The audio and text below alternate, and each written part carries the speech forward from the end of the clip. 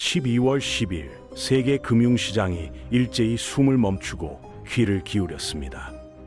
미국 연방준비제도 의장 제롬 파월이 금리를 0.25%포인트 인하해 3.5%에서 3.75% 범위로 낮춘다고 발표한 건데요.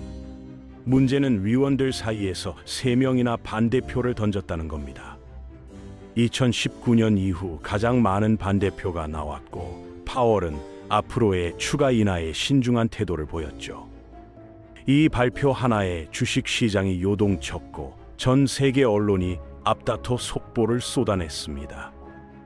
그런데 왜 이 사람의 말 한마디에 지구 반대편에 있는 우리까지 긴장해야 할까요?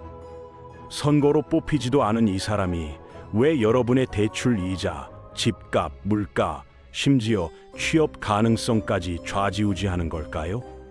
오늘은 중앙은행이라는 거대한 기관의 실체를 낱낱이 파헤쳐 보겠습니다. 중앙은행이라고 하면 뭔가 어렵고 복잡한 금융기관 정도로만 알고 계신 분들이 많은데요. 쉽게 말하면 은행들의 은행이라고 보시면 됩니다. 우리가 평소에 이용하는 국민은행이나 신한은행 같은 시중은행들이 있잖아요. 그 은행들이 돈이 필요할 때 찾아가는 곳이 바로 중앙은행이라는 겁니다.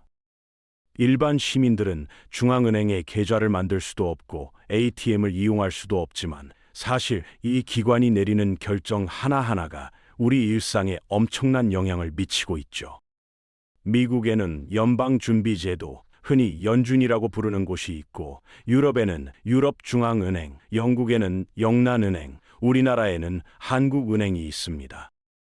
전 세계의 거의 모든 나라가 자체 중앙은행을 운영하고 있는데 이 기관들이 하는 일이 뭔지 제대로 이해하는 사람은 의외로 많지 않습니다. 중앙은행이 하는 일은 크게 3가지로 나눌 수 있는데요. 물가 안정, 금융 시스템 안전, 그리고 경제 전반의 안정적 운영이 그것입니다. 말로 하면 간단해 보이지만 실제로는 굉장히 복잡한 작업이에요. 물가가 너무 빠르게 오르면 서민들 생활이 힘들어지고 반대로 물가가 계속 떨어지면 기업들이 투자를 안 하게 되거든요.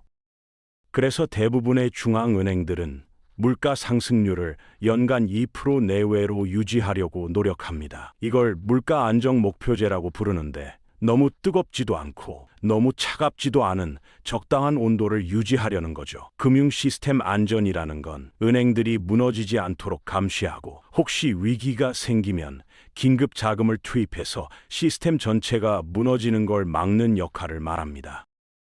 그렇다면 중앙은행은 이런 목표들을 어떻게 달성할까요? 여기서 등장하는 게 바로 금리 정책입니다. 금리라는 건 돈을 빌릴 때 내는 이자율인데요. 중앙은행이 기준금리를 올리면 시중은행들도 덩달아 대출금리를 올리게 됩니다. 그러면 돈을 빌리는 비용이 비싸지니까 사람들이 대출을 덜 받게 되고 소비와 투자가 줄어들면서 경제 전체가 식어가는 효과가 나타나죠. 반대로 기준금리를 내리면 돈 빌리기가 쉬워지니까 사람들이 더 많이 소비하고 기업들은 더 많이 투자하게 됩니다. 마치 자동차의 엑셀과 브레이크 같은 역할을 하는 거예요. 경제가 과열되면 금리를 올려서 브레이크를 밟고 경제가 침체되면 금리를 내려서 엑셀을 밟는 겁니다. 문제는 이 금리 조절이 생각만큼 쉽지 않다는 점이에요. 금리를 너무 오랫동안 낮게 유지하면 물가가 폭등하는 인플레이션이 발생할 수 있고 반대로 금리를 너무 급하게 올리면 기업들이 줄줄이 도산하고 실업률이 치솟는 불황이 올 수 있습니다. 2002에서 2023년 사이에 전 세계적으로 물가가 급등했을 때 각국 중앙은행들이 금리를 공격적으로 올렸던 거 기억나시죠? 그때 주택담보대출 이자가 갑자기 올라서 이자 부담에 허덕이는 분들이 정말 많았습니다. 이게 바로 중앙은행의 결정이 일반 시민들 삶에 직접적으로 영향을 미치는 대표적인 사례입니다. 중앙은행이 가진 또 다른 강력한 무기는 돈을 찍어내는 능력입니다. 요즘 세상에서 돈이라고 하면 지폐나 동전만 떠올리기 쉬운데 실제로 전 세계 화폐의 약 91% 정도는 디지털 형태로 존재합니다. 컴퓨터 시스템 안에 숫자로만 기록되어 있는 거죠. 중앙은행은 이 디지털 화폐를 만들어내서 시장에 돈을 공급하거나 반대로 시장에서 돈을 흡수할 수 있는데 이걸 공개 시장 조작이라고 부릅니다. 경제가 침체되어서 돈이 잘 안 돌 때 중앙은행은 새로운 화폐를 만들어서 국채 같은 채권을 사들입니다. 이렇게 하면 시중에 돈이 더 많이 풀리게 되고 돈이 풀리면 은행들이 대출을 더 많이 해주게 되면서 경제가 활성화되는 효과가 나타나죠. 그런데 여기서 중요한 개념이 하나 나옵니다. 바로 지급준비금 제도라는 건데요. 쉽게 설명하면 이렇습니다. 시중 은행들은 고객들이 맡긴 예금을 전부 금고에 넣어두지 않아요. 일부만 보관하고 나머지는 다른 사람들에게 대출해 줍니다. 이 과정에서 실제로 존재하는 돈보다 훨씬 더 많은 돈이 경제에 돌아다니게 되는데 이게 현대 금융 시스템의 핵심 원리입니다. 예를 들어 누군가 은행에 1억 원을 예금하면 은행은 그중 일부만 남기고 9천만 원을 다른 사람에게 대출해 줍니다. 그 9천만 원을 받은 사람이 다시 다른 은행에 예금하면 그 은행도 일부만 남기고 또 대출을 해주죠. 이런 과정이 반복되면서 처음 1억 원이 경제 전체에서는 몇 배로 불어나는 효과가 생기는 겁니다. 자, 여기서 중앙은행의 비장의 무기가 등장합니다. 이름하여 양적 완화, 영어로는 쿼티터티브 이징이라고 해서 줄여서 QE라고 부르는데요. 이름만 들으면 뭔가 어려워 보이죠? 쉽게 설명해 드릴게요. 경제가 심각하게 안 좋아졌다고 상상해 보세요. 사람들이 돈을 안 쓰고 기업들이 물건을 못 팔고 일자리가 사라지고 있어요. 중앙은행은 금리를 낮춰서 돈을 빌리기 쉽게 만들어주려고 합니다. 그런데 문제가 생겼어요. 금리가 이미 거의 0%까지 내려갔는데도 경제가 안 살아나는 거예요. 더 이상 낮출 금리가 없는 상황인 거죠. 이때 중앙은행이 꺼내드는 게 바로 양적 완화입니다. 양적 완화를 쉽게 비유하면 이래요. 여러분이 목이 마른데 컵에 물이 없다고 생각해 보세요. 보통은 수도꼭지를 틀어서 물을 받잖아요. 이게 금리 인하예요. 그런데 수도꼭지를 아무리 틀어도 물이 찔끔찔끔 나오는 거예요. 그래서 중앙은행이 아예 소방차를 불러서 호스로 물을 쏟아붓는 겁니다. 시장에 돈을 확 풀어버리는 거죠. 중앙은행이 컴퓨터 자판을 두드려서 새로운 돈을 만들어내고 그 돈으로 은행들이 가지고 있는 국채나 회사채 같은 것들을 사들입니다. 은행들은 채권 대신 현금을 갖게 되고 이 돈이 시중에 풀리면서 경제에 활력을 불어넣는 원리예요. 여기서 재미있는 게 있어요. 중앙은행이 돈을 찍어낸다고 했는데 진짜 인쇄기를 돌려서 지폐를 막 찍어내는 건 아니에요. 그냥 컴퓨터에 숫자를 입력하면 돈이 생기는 거예요. 마치 게임에서 치트키를 쓰면 골드가 막 생기는 것처럼요. 현실 세계에서 이런 마법 같은 능력을 가진 기관은 중앙은행밖에 없습니다. 2008년 금융위기 때 미국 연준이 이 방법을 처음 대대적으로 썼고 2020년 코로나 때는 전 세계 중앙은행들이 동시에 양적 완화를 했어요. 미국 연준만 해도 몇 조 달러를 찍어냈는데 이게 얼마나 큰 돈이냐면 1조 달러를 1달러짜리 지폐로 쌓으면 달에 갔다가 올 수 있는 높이가 됩니다. 그런데 이렇게 돈을 막 풀면 좋은 일만 생길까요? 여기서 문제가 터집니다. 시장에 돈이 넘쳐나면 그 돈이 어디로 갈까요? 사람들이 갑자기 라면을 10배로 사 먹진 않잖아요. 대신 그 돈이 주식이나 부동산 같은 자산 시장으로 흘러들어갑니다. 그러면 주식 가격이 오르고 집값이 오르죠. 여기서 부익부 빈익빈이 시작돼요. 이미 주식이나 집을 가진 사람들은 가만히 앉아 있어도 자산 가치가 올라서 더 부자가 됩니다. 반면에 주식도 없고 집도 없는 사람들은요, 월급은 그대로인데 집값만 하늘로 치솟으니까 아무리 열심히 일해도 집 살 꿈이 점점 멀어지는 거예요. 양적 완화의 또 다른 문제는 한번 시작하면 끊기가 어렵다는 점이에요. 마치 진통제 같아서 경제가 아플 때 진통제를 먹으면 일시적으로는 괜찮아지지만 계속 먹다 보면 내성이 생기고 부작용도 생기잖아요. 중앙은행이 돈 풀기를 멈추려고 하면 시장이 바로 패닉에 빠져요. 2013년에 미국 연준 의장이 양적 완화를 서서히 줄이겠다고 말했을 때 전 세계 금융시장이 난리가 났거든요. 이걸 긴축 발작이라고 부르는데 영어로 테이퍼 텐트럼이에요. 텐트럼이 아기가 떼쓰면서 우는 거잖아요. 시장이 마치 젖병 뺏긴 아기처럼 울어댔다는 뜻이에요. 그래서 일부 경제학자들은 양적 완화가 결국 부자들만 더 부자로 만들어주고 미래 세대에게 빚더미를 떠넘기는 정책이라고 비판합니다. 중앙은행의 세 번째 중요한 역할은 금융 시스템의 파수꾼 노릇을 하는 겁니다. 시중은행들이 너무 위험한 투자를 하거나 무리하게 대출을 남발하지 않도록 감시하고 규제하는 역할을 수행하죠. 그리고 만약 어떤 은행이 파산 위기에 처하면 최후의 대출자 역할을 해서 긴급 자금을 지원합니다. 이게 왜 중요하냐면 은행 하나가 무너지면 그 여파가 다른 은행들로 퍼져나가면서 금융 시스템 전체가 붕괴될 수 있기 때문이에요.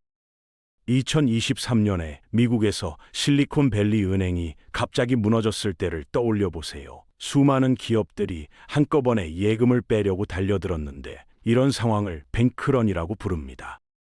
이때 연준이 신속하게 개입해서 예금을 전액 보장하겠다고 선언하지 않았다면 공포가 다른 은행들로까지 번져서 훨씬 더 큰 재앙이 됐을 수 있습니다.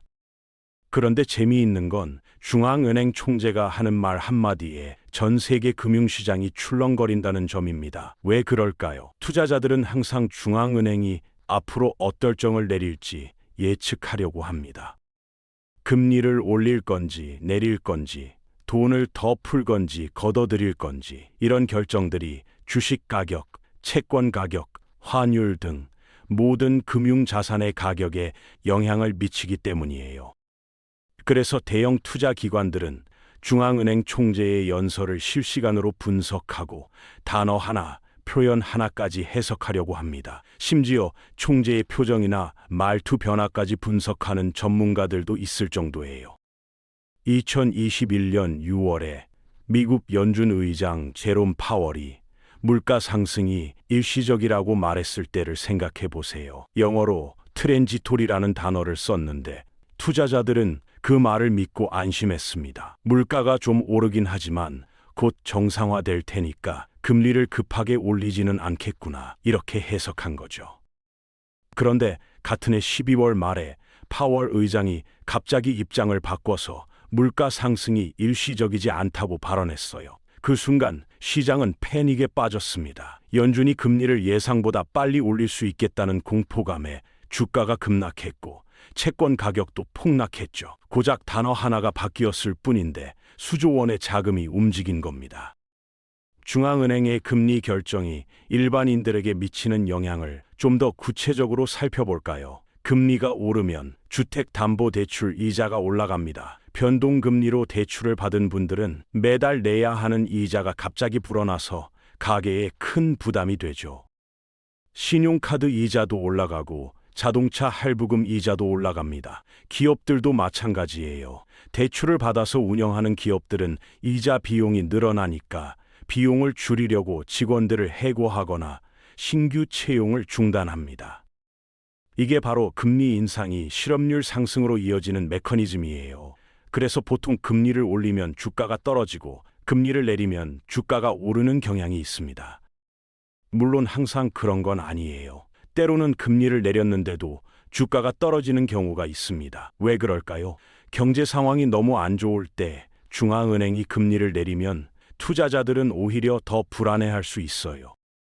중앙은행이 이렇게까지 금리를 내려야 할 정도로 경제가 심각하게 나쁜 거구나, 이런 해석을 하는 거죠. 그래서 금융시장의 반응은 단순히 금리 숫자만 보고 예측할 수 없고 그 결정이 내려진 맥락과 경제 상황을 종합적으로 봐야 합니다. 중앙은행의 결정은 국내 경제에만 영향을 미치는 게 아니라 전 세계로 파급됩니다. 특히 미국 연준의 결정은 글로벌 경제 전체를 뒤흔들어요. 미국이 금리를 올리면 달러의 가치가 올라갑니다. 왜냐하면 미국 국채의 이자가 높아지니까 전 세계 투자자들이 미국 국채를 사려고 달러를 사들이기 때문이에요.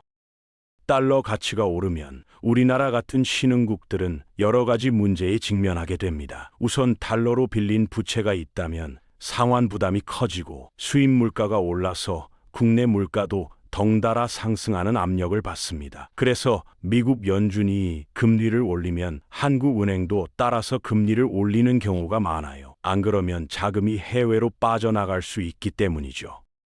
지금까지 중앙은행이 어떻게 작동하는지 알아봤는데요. 이제 중앙은행이 실수했을 때 어떤 일이 벌어지는지 살펴보겠습니다. 중앙은행은 막강한 권한을 가지고 있지만 그만큼 실수했을 때 피해도 어마어마합니다. 대표적인 사례가 2008년 글로벌 금융위기예요. 2001년에 IT 버블이 터지고 9.11 테러가 발생하면서 미국 경제가 휘청거렸을 때 연준은 경기를 살리려고 금리를 역사적 최저 수준인 1%까지 낮췄습니다. 돈 빌리기가 너무 쉬워지니까 은행들은 마구잡이로 대출을 해줬고 신용이 나쁜 사람들도 집을 살 수 있게 됐어요. 이게 바로 서브프라임 모기지 사태의 시작입니다. 집값이 계속 오르니까 모두가 부동산에 투자했고 은행들은 이 대출들을 묶어서 복잡한 금융상품으로 만들어 전 세계에 팔아넘겼습니다. 경제는 호황인 것처럼 보였지만 사실은 거품이었어요. 그리고 2008년에 결국 그 거품이 터졌습니다. 집값이 폭락하면서 대출을 갚지 못하는 사람들이 속출했고 은행들은 줄줄이 파산 위기에 몰렸습니다. 미국에서 네 번째로 큰 투자 은행이었던 리먼 브라더스가 파산하면서 공포가 전 세계로 퍼져나갔죠. 수백만 명의 사람들이 집을 잃었고 실업률이 치솟았으며 세계 경제가 대공황 이후 최악의 침체에 빠졌습니다. 물론 연준만의 잘못은 아니었지만 너무 오랫동안 금리를 너무 낮게 유지한 게 거품을 키운 주요 원인 중 하나로 지목됩니다. 일본의 사례도 흥미로운데요. 일본은 1991년에 부동산과 주식 버블이 터지면서 장기 불황에 빠졌습니다. 일본 중앙은행은 경기를 살리려고 금리를 거의 0%까지 낮췄고 20년 넘게 그 상태를 유지했어요. 양적 완화도 대규모로 진행해서 엄청난 양의 돈을 시장에 풀었습니다. 그런데 결과는 어땠을까요? 일본 국민들은 버블 붕괴의 트라우마가 너무 커서 돈을 빌리려 하지 않았어요. 아무리 금리가 낮아도 빚지는 걸 두려워했던 겁니다. 심지어 마이너스 금리를 도입해서 은행에 돈을 맡기면 오히려 수수료를 내야 하는 상황까지 만들었는데도 소비와 투자가 살아나지 않았습니다. 여기에 일본의 고령화와 저출산 문제까지 겹치면서 경제는 수십 년간 제자리 걸음을 했어요. 교과서에 나오는 경제 이론대로라면 금리를 낮추고 돈을 풀면 경제가 살아나야 하는데 현실은 그렇게 단순하지 않았던 겁니다. 결국 일본 중앙은행은 국채를 너무 많이 사들여서 지금은 일본 국채의 상당 부분을 중앙은행이 보유하고 있는 기이한 상황이 됐습니다. 일본 정부 부채가 GDP 대비 약 235%로 세계 최고 수준인데 이 중 상당 부분을 자국 중앙은행이 들고 있는 거예요. 이게 과연 지속 가능한 건지 언젠가 문제가 터지지는 않을지 많은 경제학자들이 우려하고 있습니다. 그렇다면 이렇게 막강한 권력을 가진 중앙은행은 누가 소유하고 있을까요? 여기서부터 이야기가 좀 복잡해집니다. 대부분의 중앙은행은 공식적으로는 정부 소유이거나 공공기관으로 분류됩니다. 하지만 독립성을 가지고 있어서 정치인들의 압력으로부터 자유롭게 결정을 내릴 수 있도록 설계되어 있어요. 왜 이런 구조가 필요할까요? 만약 정치인들이 중앙은행을 마음대로 통제할 수 있다면 선거 전에 경기를 띄우려고 무분별하게 돈을 찍어낼 수 있잖아요. 그러면 인플레이션이 걷잡을 수 없이 치솟겠죠. 그래서 중앙은행에 독립성을 부여해서 정치적 압력과 거리를 두도록 한 겁니다. 물론 모든 나라가 그런 건 아니에요. 중국 인민은행처럼 정부의 직접적인 통제를 받는 곳도 있고 터키처럼 대통령이 중앙은행 총재를 수시로 경질하면서 사실상 통제하려는 나라도 있습니다. 그런데 흥미로운 건 일부 중앙은행들은 민간은행들이 지분을 소유하고 있다는 점이에요. 미국 연준의 경우를 보면 워싱턴 DC에 있는 연방준비이사회는 정부 기관이지만 전국 12개 지역에 있는 연방준비은행들은 해당 지역 민간은행들이 주식을 보유하고 있습니다. 이 은행들은 법적으로 지역 연준에 출자해야 하고 대가로 일정한 배당금을 받습니다. 하지만 의결권은 없어서 실제 정책 결정에는 참여하지 못해요. 적어도 공식적으로는 그렇습니다. 미국 연준의 탄생 배경을 알면 왜 이런 논란이 생기는지 이해가 됩니다. 1907년에 미국에서 대규모 금융공황이 발생했을 때 당시에는 중앙은행이 없었습니다. 정부는 속수무책이었고 결국 JP 모건이라는 거물 금융인이 사비를 털어서 은행들을 구제해야 했어요. 사실상 한 개인이 중앙은행 역할을 한 셈이죠. 이 사건을 계기로 미국도 제대로 된 중앙은행이 필요하다는 인식이 퍼졌습니다. 그래서 1910년에 정부 관료 2명과 월스트리트 대형 은행가 4명이 조지아주 제킬 아일랜드라는 섬에 모여서 비밀리에 중앙은행 설립 계획을 세웠어요. 이게 나중에 연방준비법으로 이어져서 1913년에 연준이 공식 출범했습니다. 비밀회동에서 대형 은행가들이 참여했다는 사실 때문에 온갖 음모론이 생겨났습니다. 연준이 사실은 월스트리트 금융 엘리트들이 은밀하게 지배하고 있다거나 로스차일드 같은 거대 금융 가문이 뒤에서 조종하고 있다는 식의 이야기들이죠. 벨기에, 일본, 그리스, 스위스 같은 일부 나라에서는 중앙은행 주식이 실제로 증권거래소에 상장되어 있어서 일반인도 살 수 있어요. 물론 주식을 산다고 해서 정책 결정에 참여할 수 있는 건 아니고 그냥 소액의 배당금을 받을 수 있을 뿐입니다. 하지만 이런 구조가 의혹을 키우는 건 사실이에요. 대부분의 경제학자들은 음모론을 일축하지만 중앙은행의 불투명한 역사와 복잡한 소유 구조가 의심을 사기 쉬운 건 부인하기 어렵습니다. 결론적으로 중앙은행은 현대 경제에서 가장 강력한 기관 중 하나입니다. 여러분이 직접 뽑지는 않았지만 이들의 결정은 여러분의 대출 이자, 집값, 물가, 취업 가능성, 노후 자금까지 광범위하게 영향을 미칩니다. 금리를 올리거나 내리는 결정 하나에 수조 원이 움직이고 수백만 명의 생활이 바뀝니다. 자, 그럼 서두에서 말씀드린 12월 10일 파월의 발표가 우리에게 어떤 의미가 있는지 정리해 볼까요? 이번에 연준은 금리를 0.25%포인트 내려서 3.5%에서 3.75% 범위로 낮췄는데 이건 2022년 12월 이후 가장 낮은 수준이에요.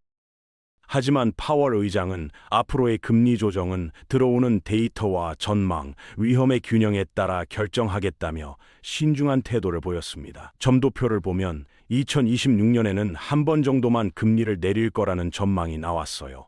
올해처럼 3번 연속 인하하던 속도가 늦춰질 수 있다는 신호죠. 파월 의장은 또한 올해 물가가 연초보다 높아진 이유로 관세의 영향을 언급하면서도 이 효과는 일시적인 가격 수준 변화에 그칠 거라고 전망했습니다. 이게 한국에는 어떤 영향을 미칠까요? 연준이 금리 인하 속도를 늦추면 달러 가치가 유지되거나 오릅니다. 실제로 이번 발표 직후 원달러 환율이 출렁거렸어요. 문제는 환율이 오르면 수입 물가가 올라서 우리나라 물가도 덩달아 오른다는 점이에요. 기름값, 밀가루값, 수입 과일값 다 영향을 받죠. 게다가 미국 금리가 높게 유지되면 한국은행도 쉽게 금리를 내리기 어려워집니다. 왜냐하면 금리 차이가 벌어지면 외국인 투자자들이 한국에서 돈을 빼서 미국으로 옮기려 하거든요. 그러면 환율이 더 오르고 주가는 떨어지는 악순환이 생길 수 있어요. 결국 지구 반대편 워싱턴에서 열리는 회의가 서울에 사는 우리의 대출 이자, 물가, 심지어 취업 시장까지 흔들어 놓는 겁니다. 그래서 다음에 뉴스에서 한국은행 금융통화위원회가 기준금리를 동결했다거나 미국 연준이 금리 인상을 시사했다는 헤드라인을 보면 그냥 스쳐 지나가지 마세요. 그 결정이 당장 내일 여러분의 지갑에 영향을 줄 수 있으니까요.